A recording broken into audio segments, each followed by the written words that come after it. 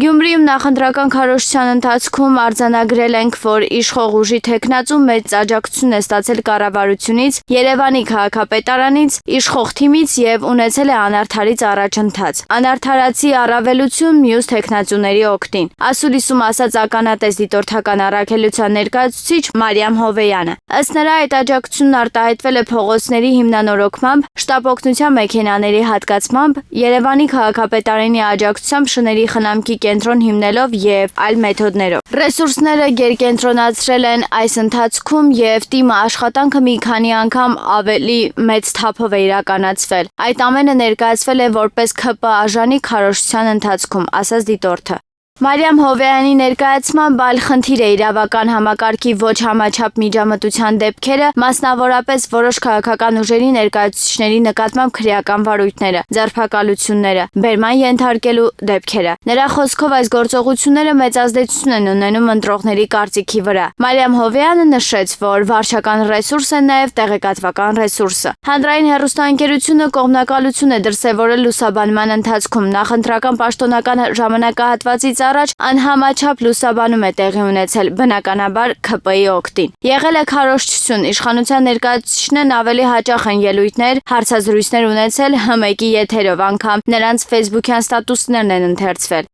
Սա վարչական ռեսուրսների չարաշահում է, ասաց Մարիամ Հովեյանը։